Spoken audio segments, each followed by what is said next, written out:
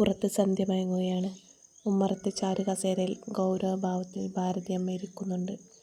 അവരുടെ കണ്ണുകൾ മുറ്റത്തെ തുളസിത്തറയിലാണെങ്കിലും ശ്രദ്ധ മുഴുവൻ അകത്തളത്തിലാണ്. അകത്ത് അടുക്കളയിൽ നിന്നും പാത്രങ്ങൾ കഴുകുന്ന ശബ്ദം കേൾക്കാം. ഭാരതിയമ്മയുടെ ഏകമകൻ രാജീവ് ഓഫീസിൽ നിന്നെത്തി ഷർട്ട് മാറ്റി ഹാളിലേക്ക് വന്നു. അവൻ്റെ മുഖത്ത് എന്തോ വലിയ തീരുമാനം എടുത്തതിൻ്റെ ഭാവമായിരുന്നു. "നീ വന്നോടാ, ഞാൻ പറഞ്ഞ കാര്യം നീ ആലോചിച്ചോ? ഇനിയും നമുക്കിങ്ങനെ മുന്നോട്ട് പോകാൻ പറ്റില്ല. എൻ്റെ വംശം നിലനിർത്താൻ എനിക്കൊരു കുഞ്ഞു വേണം." ഭാരതിയമ്മ രാജീവിനെ നോക്കി. രാജീവ് ഒന്ന് നിശ്വസിച്ചു. "ഞാൻ ആലോചിച്ചു അമ്മേ. അമ്മ പറയുന്നതാണ് ശരി. പക്ഷേ പ്രിയ..." അടുക്കളയിൽ നിന്നും പ്രിയ ചായയുമായി ഉമ്മറത്തേക്ക് വന്നു. ചന്ദനക്കുറിയും ഒതുക്കി കെട്ടിയ മുടിയും തളർച്ചയുണ്ടെങ്കിലും ഐശ്വര്യം തുളുമ്പുന്ന മുഖവും. രാജീവിൻ്റെയും ഭാരതിയമ്മയുടെയും സംഭാഷണം കേട്ട് അവൾ അവിടെ തന്നെ തറഞ്ഞു നിന്നു. ഭാരതിയമ്മ പ്രിയയെ ഒന്ന് ഇരുത്തി നോക്കി. "നോക്ക് പ്രിയേ, നിന്നെ ഈ വീട്ടിൽ നിന്ന് ഇറക്കി വിടണമെന്ന് ഞങ്ങൾക്ക് ആഗ്രഹമില്ല. വീട്ടുപണികൾ നോക്കാനും രാജീവിനെ ശുശ്രൂഷിക്കാനും നിന്നെപ്പോലെ വേറെ ആൾക്ക് കഴിയില്ല. പക്ഷേ എൻ്റെ മോനൊരു കുഞ്ഞിനെ തരാൻ നിനക്ക് ഭാഗ്യമില്ലാതെ പോയി." പ്രിയയുടെ കണ്ണുകളിൽ നിന്നും ഒരു തുള്ളി കണ്ണീർ തറയിൽ വീണു. അവൾ രാജീവിനെ നോക്കി. അവൻ മുഖം തിരിച്ചു കളഞ്ഞു. "അമ്മ പറഞ്ഞത് ശരിയാ പ്രിയേ. എനിക്ക് മറ്റൊരു വിവാഹത്തിന് താല്പര്യമുണ്ട്. നിനക്ക് എങ്ങോട്ടും പോകാനൊരിടമില്ലെന്ന് എനിക്കറിയാം. അതുകൊണ്ട് നീ ഈ വീട്ടിൽ തന്നെ നിന്നോ. ഈ വീടിൻ്റെ കാര്യങ്ങളും ജോലികളുമൊക്കെ നീ തന്നെ നോക്കണം. നിന്നെ ഞങ്ങൾ തന്നെ സംരക്ഷിച്ചോളാം. പക്ഷേ ഭാര്യ എന്ന സ്ഥാനത്ത് ഇനി പുതിയൊരാൾ കൂടി ഉണ്ടായിരിക്കും. താൻ ഈ വീട്ടിലെ ഒരു യന്ത്രം മാത്രമാണോ എന്ന് പ്രിയ ഒരു നിമിഷം ചിന്തിച്ചു പോയി. അവളുടെ ഭംഗിയും ജോലിയിലെ മിടുക്കും രാജീവിനും അമ്മയ്ക്കും ആവശ്യമാണ്. പക്ഷേ അവൾക്ക് അർഹതപ്പെട്ട സ്നേഹം നൽകാൻ അവർക്ക് താല്പര്യമില്ല." "എന്താ ഒന്നും മിണ്ടാത്തത്? നീ എവിടെ പോകാനാണ്? അച്ഛനും അമ്മയും മരിച്ച നിനക്ക് ഈ വീടല്ലാതെ വേറെ എവിടെയുണ്ടൊരു തണൽ? രാജീവിൻ്റെ കുട്ടിയെ നോക്കാനുള്ള ഭാഗ്യമെങ്കിലും നിനക്കുണ്ടാവട്ടെ." ഭാരതിയമ്മ പരിഹാസത്തോടെ പറഞ്ഞു. രാജീവ് എഴുന്നേറ്റ് തൻ്റെ മുറിയിലേക്ക് നടന്നു. പ്രിയ അവിടെ തന്നെ തകർന്നു നിന്നുപോയി. അവളുടെ സൗന്ദര്യത്തെയും അധ്വാനത്തെയും പുകഴ്ത്തുമ്പോഴും തൻ്റെ ഹൃദയത്തെ അവർ എത്ര ക്രൂരമായാണ് കൊന്നുകളഞ്ഞതെന്ന് അവൾ വേദനയോടെ ഓർത്തു. രാത്രിയിൽ എല്ലാവരും ഭക്ഷണം കഴിഞ്ഞ് കിടന്നു. പ്രിയ മാത്രം അടുക്കളയിൽ ബാക്കി വന്ന പണികൾ തീർക്കുകയായിരുന്നു. രാജീവിൻ്റെ മുറിയിൽ നിന്ന് അവൻ്റെ സംസാരവും ചിരിയും കേൾക്കാം. അവൻ ഫോണിലൂടെ ആരോടോ പുതിയ ജീവിതത്തെക്കുറിച്ച് സംസാരിക്കുകയാണ്. അവൾ പൈപ്പ് തുറന്നു വിട്ടു. തൻ്റെ തേങ്ങൽ പുറത്ത് കേൾക്കാതിരിക്കാൻ അവൾ ശബ്ദത്തിനിടയിൽ മുഖം പൊത്തി കരഞ്ഞു. അടുത്ത ദിവസം ഉച്ചസമയം. തലേ ദിവസത്തെ സംസാരത്തിൻ്റെ ആഘാതത്തിൽ നിന്നും പ്രിയ മുക്തയായിരുന്നില്ല. എങ്കിലും യാന്ത്രികമായി അവൾ വീട്ടിലെ ജോലികളിൽ മുഴുകി. ഹാളിലേക്ക് വരുമ്പോഴാണ് ഉമ്മറത്ത് ഭാരതിയമ്മയും അയൽവാസിയായ നാണിയമ്മയും സംസാരിക്കുന്നത് അവൾ കേട്ടത്. അവൾ ഉമ്മറവാതിലിൻ്റെ മറവിൽ ശ്വാസം അടക്കി പിടിച്ചു നിന്നു. "അതേ നാണിയമ്മേ, ആലോചന ഉറപ്പിച്ചു. അടുത്ത മാസം തന്നെ നടത്തണമെന്നാണ് വിചാരിക്കുന്നത്. പെണ്ണ് എൻ്റെ അകന്ന ഒരു ബന്ധുവിൻ്റെ മകളാണ്, സുരഭി. കാണാൻ നല്ല ചേലുണ്ട്, നല്ല ഐശ്വര്യമുള്ള കുട്ടിയാണ്. ഭാഗ്യമുള്ളവൾ വന്നാലല്ലേ എൻ്റെ മകനൊരു കുഞ്ഞുണ്ടാവൂ." ഭാരതിയമ്മ അല്പം ശബ്ദമുയർത്തി അഭിമാനത്തോടെ പറഞ്ഞു. "അപ്പോൾ ഈ നിൽക്കുന്ന പ്രിയയുടെ കാര്യമോ? അവളെ എന്തു ചെയ്യും?" നാണിയമ്മ പതുക്കെ ചോദിച്ചു. "അവളെ എങ്ങോട്ട് പോകാനാണ്? അവൾക്കിവിടെ വല്ല കുറവുമുണ്ടോ? രാജീവ് പറഞ്ഞിട്ടുണ്ട് അവളിവിടെ തന്നെ നിന്നോളാൻ. വീട്ടുപണികൾ നോക്കാനും പുതിയവൾക്കൊരു തുണയാകാനും അവൾ വേണമല്ലോ. ഇത്രയും പണിയെടുക്കുന്ന ഒരുത്തിയെ വെറുതെ കളയുന്നതെന്തിനാ? പുറത്തു നിന്നൊരു വേലക്കാരിയെ നിർത്തിയാൽ ഇതിലും ചിലവാകില്ലേ?" ഭാരതിയമ്മ പുച്ഛച്ചിരിയോടെ പറഞ്ഞു. നാണിയമ്മയുടെ പരിഹാസച്ചിരിയും ഭാരതിയമ്മയുടെ ക്രൂരമായ വാക്കുകളും കേട്ട് പ്രിയയുടെ കയ്യിലിരുന്ന ചായക്കപ്പുകൾ വിറച്ചു. താൻ ആ വീട്ടിലെ വെറുമൊരു ഉപഭോഗ വസ്തു മാത്രമാണെന്ന സത്യം അവളെ തളർത്തി. വൈകുന്നേരം രാജീവ് ഓഫീസിൽ നിന്നെത്തി മുറിയിലേക്ക് പോയതും പ്രിയ പിന്നാലെ ചെന്നു. അവളുടെ കണ്ണുകൾ കരഞ്ഞു വീർത്തിരുന്നു. അവന് പിറകെ മുറിയിൽ കയറി അവൾ വാതിലടച്ചു. "രാജീവേട്ടാ, ഞാൻ പറയുന്നതൊന്ന് കേൾക്കൂ. വേറെ ഒരു വിവാഹം വേണ്ട രാജീവേട്ടാ. നമുക്ക് ചികിത്സിക്കാം. എനിക്ക് കുഞ്ഞുണ്ടാവില്ലെന്ന് ഡോക്ടർ പറഞ്ഞിട്ടില്ലല്ലോ. വേണമെങ്കിൽ നമുക്ക് ഒരു കുഞ്ഞിനെ ദത്തെടുക്കാം. പക്ഷേ എനിക്ക് പകരം മറ്റൊരാൾ ഈ മുറിയിലേക്ക് വരുന്നത് എനിക്ക് ചിന്തിക്കാൻ പോലും വയ്യ."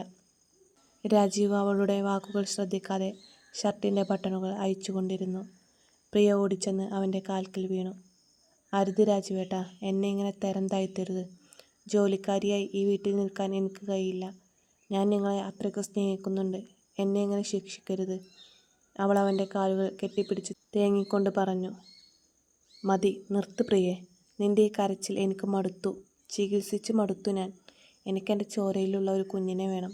അതിന് സുരഭി വരിക തന്നെ ചെയ്യും. നിനക്ക് പോകാൻ ഇടമില്ലാത്തത് കൊണ്ടാണ് ഇവിടെ നിൽക്കാൻ അനുവാദം തന്നത്. അതിന് നന്ദി കാണിക്കുകയാണ് വേണ്ടത്, അല്ലാതെ തടസ്സം നിൽക്കുകയല്ല. രാജീവ് അവളുടെ കൈകൾ തട്ടിമാറ്റിക്കൊണ്ട് ദേഷ്യത്തോടെ പറഞ്ഞു. അവൻ നിലത്തുനിന്നും അവളെ പിടിച്ചെഴുന്നേൽപ്പിച്ചു. അവളുടെ മുഖത്തെ നിസ്സഹായാവസ്ഥയും നിറഞ്ഞ കണ്ണുകളും ആ നിമിഷം അവൻ്റെ ഉള്ളിലെ മൃഗത്തെ ഉണർത്തുകയാണുണ്ടായത്. അവളുടെ സൗന്ദര്യം അവനെ എപ്പോഴും പ്രലോഭിപ്പിച്ചിരുന്നു. എന്നാൽ ഇപ്പോൾ അതിൽ സ്നേഹത്തേക്കാൾ കൂടുതൽ അധികാരം സ്ഥാപിക്കാനുള്ള വാശിയായിരുന്നു. നീ ഗർഭിണിയാകില്ലായിരിക്കും, പക്ഷേ എനിക്ക് നിന്നെ ഉപേക്ഷിക്കാൻ താല്പര്യമില്ല. കാരണം നിന്നെപ്പോലെ സുന്ദരിയായ ഒരുത്തിയെ എനിക്ക് വേറെ എവിടെ കിട്ടും? പ്രിയ അവൻ്റെ കണ്ണുകളിലെ മാറ്റം കണ്ട് ഭയന്നു. അവൾ പിന്നിലേക്ക് മാറി. രാജീവേട്ടാ, വേണ്ട, എനിക്ക് വയ്യ, അവൾ വിറക്കുന്ന ശബ്ദത്തിൽ പറഞ്ഞു. എന്നാൽ രാജീവ് അവളുടെ എതിർപ്പുകൾ കേട്ടില്ല. അവളുടെ സമ്മതമില്ലാതെ അവളുടെ കണ്ണുനീരിനെ അവഗണിച്ചുകൊണ്ട് അവൻ അവളെ ബലമായി തന്നിലേക്ക് വലിച്ചടുപ്പിച്ചു. അവളുടെ കരച്ചിൽ ആ മുറിയുടെ ചുവരുകളിൽ തട്ടി പ്രതിധ്വനിച്ചു. സ്നേഹിച്ചിരുന്ന ഭർത്താവിൽ നിന്ന് അവൾക്ക് നേരിടേണ്ടി വരുന്ന ക്രൂരത അവളെ മാനസികമായി തളർത്തിക്കളഞ്ഞു. സ്നേഹിച്ചിരുന്ന ഭർത്താവിൽ നിന്നും അവൾക്ക് നേരിടേണ്ടി വരുന്ന ക്രൂരത അവളെ മാനസികമായി തകർത്തു കളഞ്ഞു. പുറത്ത് കാറ്റും മഴയും കനത്തുകൊണ്ടിരുന്നു. അകത്ത് പ്രിയയുടെ ജീവിതം എന്നേക്കുമായി ഇരുളിലേക്ക് മറയുകയായിരുന്നു. അവൾക്കൊന്നുറപ്പായി, ഇനി ഈ വീട്ടിൽ അവൾക്ക് സ്നേഹമില്ല, അവകാശങ്ങളില്ല, വെറും ഇരുളടഞ്ഞ നിഴൽ മാത്രം. തലേ ദിവസത്തെ ആ കറുത്ത രാത്രിയുടെ ഓർമ്മകളിൽ പ്രിയ തളർന്നു കിടക്കുകയായിരുന്നു. ശരീരം വേദനിക്കുന്നുണ്ടെങ്കിലും മനസ്സിനേറ്റ മുറിവായിരുന്നു അതിനേക്കാൾ വലുത്. ജനാലയിലൂടെ അരിച്ചെത്തിയ സൂര്യപ്രകാശം അവൾക്ക് അരോചകമായി തോന്നി. രാജീവ് അപ്പോഴേക്കും എഴുന്നേറ്റ് കുളിച്ച് റെഡിയായിരുന്നു. യാതൊരു കുറ്റബോധവുമില്ലാതെ അവൻ കണ്ണാടിക്ക് മുൻപിൽ നിന്നും മുടി ചീകുന്നത് അവൾ വിറങ്ങലിച്ചു നോക്കി നിന്നു. വേഗം എഴുന്നേറ്റ് ചായ ഇട് പ്രിയേ, അമ്മയ്ക്ക് ഗുളിക കൊടുക്കാനുള്ള സമയമായി. പിന്നെ ഇന്ന് സുരഭിയുടെ വീട്ടുകാർ ഇങ്ങോട്ട് വരുന്നുണ്ട്. വീടൊക്കെ ഒന്ന് അടിച്ചു വാരി വൃത്തിയാക്കി വെക്കണം. ഉച്ചക്ക് നല്ലൊരു സദ്യ തന്നെ വേണം. രാജീവ് അവളുടെ നോട്ടം ശ്രദ്ധിക്കാതെ പറഞ്ഞു. അവളൊന്നും മിണ്ടിയില്ല. പുതപ്പ് വലിച്ചു മുറുക്കി അവൾ ചുവരിലേക്ക് മുഖം തിരിച്ചു കിടന്നു. നിന്നോടാ പറഞ്ഞത്, പഴയതൊക്കെ അവിടെ കഴിഞ്ഞു. ഇനി അതോർത്ത് മുഖം വീർപ്പിച്ചിരുന്നാൽ ശരിയാകില്ല. നിനക്കിവിടെ നിൽക്കണമെന്നുണ്ടെങ്കിൽ ഞാൻ പറയുന്നത് കേട്ടേ പറ്റൂ. രാജീവ് അല്പം ശബ്ദമുയർത്തി. അവൻ മുറി വിട്ടിറങ്ങിപ്പോയി. പ്രിയ പതുക്കെ എഴുന്നേറ്റു. കണ്ണാടിയിൽ സ്വന്തം പ്രതിബിംബം നോക്കിയപ്പോൾ അവൾക്ക് അവളോട് തന്നെ പുച്ഛം തോന്നി. ഒരു ഭാര്യ എന്ന നിലയിലുള്ള അവളുടെ മാന്യത അവിടെ അവസാനിച്ചിരുന്നു. അടുക്കളയിൽ ജോലികൾക്കിടയിലും പ്രിയയുടെ കാതുകൾ ഹാളിലായിരുന്നു. ഭാരതിയമ്മ ഫോണിൽ സുരഭിയുടെ വീട്ടുകാരുമായി സംസാരിക്കുകയാണ്. അതെ, നിങ്ങളൊന്നിനും മടിക്കണ്ട, ഞങ്ങളെല്ലാം റെഡിയാക്കി വെക്കാം. രാജീവിന് സുരഭിയെ ഒരുപാട് ഇഷ്ടമായിട്ടുണ്ട്. കുട്ടികളില്ലാത്തതിൻ്റെ സങ്കടം മാറ്റാൻ അവൾ വരുമെന്ന് ഞങ്ങൾ വിശ്വസിക്കുന്നു. പ്രിയയുടെ കാര്യം നിങ്ങൾ പേടിക്കേണ്ട, അവൾ ഇവിടെ ഒരു തുണയായി കാണും. അവൾ പാവമാണ്, പറഞ്ഞാൽ കേൾക്കും. പ്രിയയുടെ നെഞ്ചിൽ ഒരു കല്ല് കയറ്റി വെച്ചതുപോലെ തോന്നി. പറഞ്ഞാൽ കേൾക്കും എന്ന വാക്കിലെ പുച്ഛം അവളെ ചുട്ടുപൊള്ളിച്ചു. അവൾ കരിഞ്ഞുകൊണ്ടിരിക്കുന്ന കഷ്ണങ്ങൾ അശ്രദ്ധമായി ചിതറി വീണു. 11 മണിയായപ്പോഴേക്കും സുരഭിയും അവളുടെ അച്ഛനും അമ്മാവനും എത്തി. സുരഭിയെ കണ്ടപ്പോൾ ഭാരതിയമ്മയുടെ മുഖം വിടർന്നു. പട്ടുസാരിയുടുത്ത് സ്വർണ്ണാഭരണങ്ങൾ അണിഞ്ഞുവന്ന സുരഭി ആ വീടിൻ്റെ പുതിയ ഉടമസ്ഥയാണെന്ന മട്ടിലാണ് അകത്തേക്ക് കയറിയത്. പ്രിയ അവർക്ക് കുടിക്കാൻ വെള്ളവുമായി ചെന്നു. സുരഭിയുടെ അച്ഛൻ പ്രിയയെ ഒന്ന് അടിമുടി നോക്കി. ഇതാണോ രാജീവിൻ്റെ ആദ്യത്തെ ഭാര്യ? എന്താ കുട്ടികളുണ്ടാവാത്തത്? അതൊക്കെ ഓരോരുത്തരുടെ വിധിയല്ലേ. കാണാൻ ഭംഗിയുണ്ടായിട്ട് എന്ത് കാര്യം? ഒരു കുഞ്ഞിനെ തരാൻ കഴിഞ്ഞില്ലല്ലോ.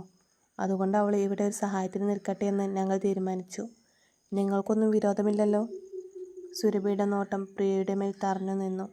അതിൽ സഹതാപമായിരുന്നില്ല, മറിച്ച് ഒരുതരം അധികാരഭാവമായിരുന്നു. എനിക്ക് കുഴപ്പമൊന്നുമില്ല. വീട്ടിലെ പണികൾ നോക്കാൻ ഒരാളുള്ളത് നല്ലതല്ലേ രാജീവേട്ടാ?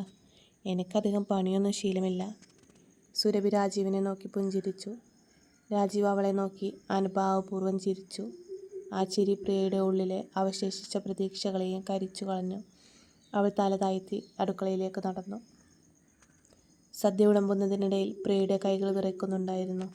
രാജീവ് സുരഭിയുടെ അടുത്തു തന്നെ ഇരുന്ന് ഭക്ഷണം കഴിച്ചു. അവർക്കിടയിലെ ചിരിയും കളിയും പ്രിയയെ ശ്വാസം മുട്ടിച്ചു.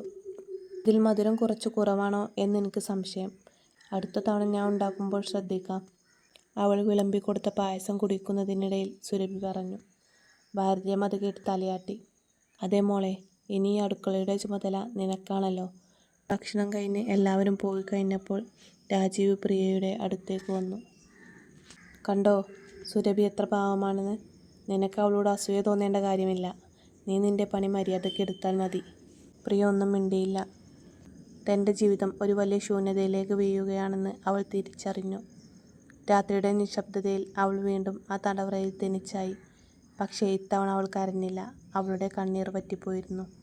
സുരഭിയുടെയും വീട്ടുകാരുടെയും സന്ദർശനത്തിന് ശേഷം ആ വീട്ടിലെ അന്തരീക്ഷം പാടെ മാറി മറിഞ്ഞിരുന്നു. ഒരു വലിയ ഉത്സവത്തിനായുള്ള ഒരുക്കങ്ങൾ എന്ന പോലെ ഭാരതിയമ്മയും രാജീവും സജീവമായി. പ്രിയ എന്ന ഭാര്യ ആ വീട്ടിൽ വെറുമൊരു നിഴലായി. എല്ലാവരുടെയും ആജ്ഞകൾ അനുസരിക്കുന്ന ഒരു യന്ത്രമായി ഒതുക്കപ്പെട്ടു. അവളുടെ ഉള്ളിലെ സങ്കടങ്ങൾ കനലായി എരിയുമ്പോഴും പുറമേ അവൾ കല്ലിച്ച ഭാവത്തോടെ നടന്നു. വിവാഹ നിശ്ചയം കഴിഞ്ഞതോടെ അടുത്ത പ്രധാന ചടങ്ങ് കല്യാണത്തിനുള്ള വസ്ത്രവും സ്വർണവും എടുക്കലായിരുന്നു. ഒരു ശനിയാഴ്ച രാവിലെ തന്നെ ഭാരതിയമ്മയും രാജീവും ടൗണിലെ ഏറ്റവും വലിയ വെഡ്ഡിംഗ് മാളിലേക്ക് പോകാൻ തയ്യാറായി. പോകുന്നതിന് മുൻപ് ഭാരതിയമ്മ അടുക്കളയിൽ വന്ന് പ്രിയയ്ക്ക് നിർദ്ദേശങ്ങൾ നൽകി. പ്രിയ, ഞങ്ങൾ തുണികൾ എടുക്കാൻ പോവുകയാണ്. സുരഭിയുടെ വീട്ടുകാരും അങ്ങോട്ട് വരാൻ വൈകും. നീ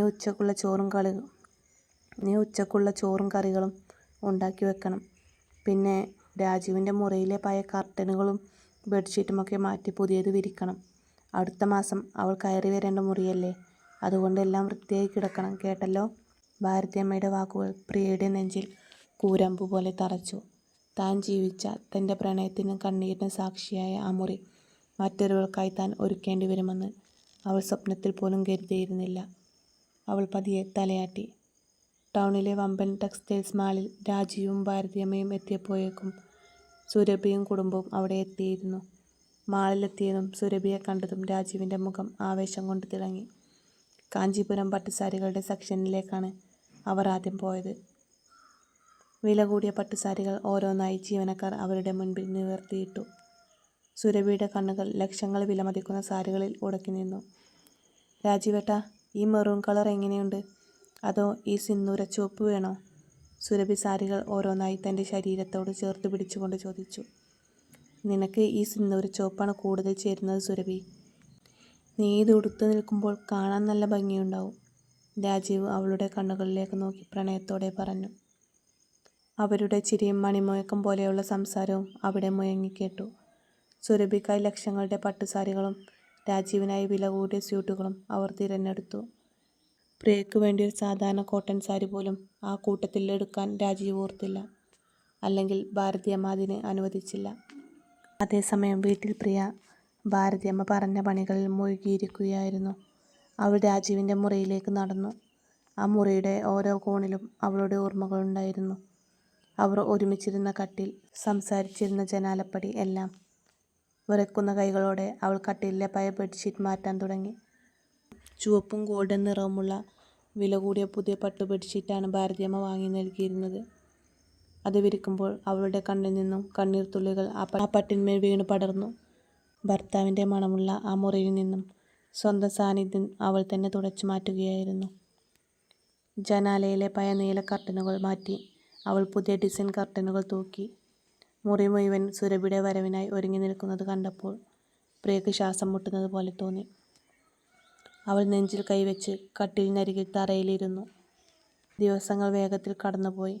വിവാഹത്തിന് 2 ആഴ്ച മാത്രം ബാക്കിയുള്ളൊരു വൈകുന്നേരം അന്ന് കനത്ത മഴ പെയ്യുന്നുണ്ടായിരുന്നു. രാജീവ് ഓഫീസിൽ നിന്നും നേരത്തെ എത്തി. കുറച്ചു കഴിഞ്ഞപ്പോൾ ഉമ്മറത്തൊരു കാർ വന്നു നിന്നു. കാറിൽ നിന്നും ഇറങ്ങിയത് സുരഭിയായിരുന്നു. വിവാഹത്തിന് മുൻപ് പുതിയ വീടും തൻ്റെ മുറിയും ഒന്നുകൂടി കാണാനും രാജീവിനോടൊപ്പം കുറച്ചു സമയം ചിലവഴിക്കാനുമാണ് അവൾ വന്നത്. സുരഭി അകത്തേക്ക് കയറി വന്നപ്പോൾ ഭാരതിയമ്മ അവളെ സ്നേഹത്തോടെ സ്വീകരിച്ചു. വാ മോളെ, എന്താ ഈ മഴയത്ത്? ചെറിയൊരു ഷോപ്പിംഗ് ഉണ്ടായിരുന്നു അമ്മേ, അത് കഴിഞ്ഞ് നേരെ ഇങ്ങോട്ട് പോന്നു, സുരഭി ചിരിച്ചുകൊണ്ട് പറഞ്ഞു. അടുക്കളയിൽ ചായ തിളപ്പിച്ചു കൊണ്ടിരുന്ന പ്രിയയോട് ഭാരതിയമ്മ വിളിച്ചു പറഞ്ഞു. പ്രിയെ, സുരഭിക്കുള്ള ചായയും പലഹാരവും എടുക്ക്. പ്രിയ ചായയുമായി ഹാളിലേക്ക് ചെന്നപ്പോൾ സുരഭിയും രാജീവും സോഫയിൽ അടുത്തിരുന്ന് സംസാരിക്കുകയായിരുന്നു. പ്രിയ ചായ മേശപ്പുറത്ത് വെച്ചു. സുരഭി അവളെയൊന്ന് നോക്കി. ആ നോട്ടത്തിൽ ജയഭാവം പ്രകടമായിരുന്നു. ചായക്ക് മധുരം പാകത്തിനുണ്ടല്ലോ അല്ലേ പ്രിയേ? സുരഭി മനഃപൂർവ്വം ചോദിച്ചു. പ്രിയ ഒന്നും മിണ്ടാതെ തല താഴ്ത്തി അടുക്കളയിലേക്ക് തിരികെ നടന്നു. ചായ കുടിച്ചതിന് ശേഷം സുരഭി എഴുന്നേറ്റു. രാജുവേട്ടാ, നമ്മുടെ റൂം എങ്ങനെയുണ്ടെന്ന് എനിക്കൊന്ന് കാണണം. കർട്ടനൊക്കെ മാറ്റിയെന്ന് അമ്മ പറഞ്ഞിരുന്നു. ആ വാ, ഞാൻ കാണിച്ചു തരാം, രാജീവ് ആവേശത്തോടെ പറഞ്ഞു. രാജീവ് സുരഭിയുടെ കൈ പിടിച്ചുകൊണ്ട് മുകളിലത്തെ നിലയിലുള്ള തൻ്റെ മുറിയിലേക്ക് നടന്നു. ഭാരതിയമ്മ താഴത്തെ ഹാളിൽ ഇരുന്ന് TV കാണുകയായിരുന്നു. പ്രിയ അടുക്കളയുടെ വാതിൽക്കൽ നിന്ന് അവർ മുകളിലേക്ക് കയറിപ്പോകുന്നത് നോക്കി നിന്നു. മുറിയിൽ കയറിയ സുരഭി അവിടുത്തെ മാറ്റങ്ങൾ കണ്ട് സന്തോഷിച്ചു. വൗ രാജീവേട്ടാ, ഈ കർട്ടനും ബെഡ്ഷീറ്റുമൊക്കെ സൂപ്പറായിട്ടുണ്ട്. നമ്മുടെ സെലക്ഷൻ ഒട്ടും മോശമായില്ല. നിനക്കിഷ്ടമുള്ളതെല്ലാം എനിക്കും ഇഷ്ടമാണ് സുരഭി, രാജീവ് അവളെ പിന്നിൽ കൂടി കെട്ടിപ്പിടിച്ചുകൊണ്ട് പറഞ്ഞു. സുരഭി നാണത്തോടെ അവൻ്റെ കൈകൾ മാറ്റാൻ ശ്രമിച്ചെങ്കിലും രാജീവ് അവളെ കൂടുതൽ തന്നിലേക്ക് അടുപ്പിച്ചു. പെട്ടെന്ന് സുരഭി മുന്നോട്ട് നടന്ന് ആ മുറിയുടെ കതക് അകത്തു നിന്നും കുറ്റിയിട്ടു. പുറത്തു നിന്നുള്ള ആരും, പ്രത്യേകിച്ച് പ്രിയ, തങ്ങളുടെ സ്വകാര്യതയിലേക്ക് നോക്കരുത് എന്ന വാശി അവൾക്കുണ്ടായിരുന്നു. വാതിൽ അടയുന്ന ശബ്ദം താഴെ അടുക്കളയിൽ നിന്നിരുന്ന പ്രിയയുടെ ഹൃദയത്തിലാണ് ചെന്ന് തറച്ചത്. അകത്ത് വാതിലടച്ചതിന് ശേഷം അവൾ രാജീവിൻ്റെ നെഞ്ചിലേക്ക് ചാഞ്ഞു. കല്യാണം കഴിഞ്ഞാൽ പ്രിയ ഇവിടെ തന്നെ ഉണ്ടാകുമോ രാജീവേട്ടാ? എനിക്കത് ആലോചിക്കുമ്പോൾ ഒരു ബുദ്ധിമുട്ട്, സുരഭി പതുക്കെ ചോദിച്ചു. അതിനെന്താ സുരഭി, അവളിവിടെ ഒരു വേലക്കാരിയെപ്പോലെ കിടന്നോളും. നിനക്ക് യാതൊരു ബുദ്ധിമുട്ടും ഉണ്ടാവില്ല. എല്ലാ പണികളും അവൾ ചെയ്തോളും. നീ ഈ വീടിൻ്റെ രാജ്ഞിയായി ജീവിച്ചാൽ മതി, രാജീവ് അവളുടെ മുഖം കൈകളിൽ എടുത്തുകൊണ്ട് പറഞ്ഞു. പുറത്ത് കാറ്റും മഴയും ശക്തി പ്രാപിച്ചുകൊണ്ടിരുന്നു. അടച്ചിട്ട മുറിക്കുള്ളിൽ നിന്ന് രാജീവിൻ്റെയും സുരഭിയുടെയും നേർത്ത ചിരികളും പരസ്പരം പങ്കുവയ്ക്കുന്ന പ്രണയത്തിൻ്റെ ശബ്ദങ്ങളും പുറത്തേക്ക് കേൾക്കാമായിരുന്നു. താഴെ തണുത്തുറഞ്ഞ അടുക്കളത്തറയിൽ ഇരുന്ന പ്രിയ ആ അടഞ്ഞ വാതിലിലേക്ക് നോക്കി. അവളുടെ കണ്ണുകളിൽ നിന്ന് ഇപ്പോൾ കണ്ണീർ വരുന്നില്ലായിരുന്നു. ഭർത്താവിൻ്റെ സ്നേഹവും ആ വീടിൻ്റെ ഐശ്വര്യവും തൻ്റെ സ്ത്രീത്വവും ആ അടഞ്ഞ വാതിലിന് പിന്നിൽ വെട്ടിമുറിക്കപ്പെട്ടിരിക്കുകയാണെന്ന് അവൾ തിരിച്ചറിഞ്ഞു. പ്രിയയുടെ ജീവിതം പൂർണ്ണമായും ഇരുളിലേക്ക് ആണ്ടുപോവുകയായിരുന്നു, തിരിച്ചുവരവില്ലാത്ത വണ്ണം.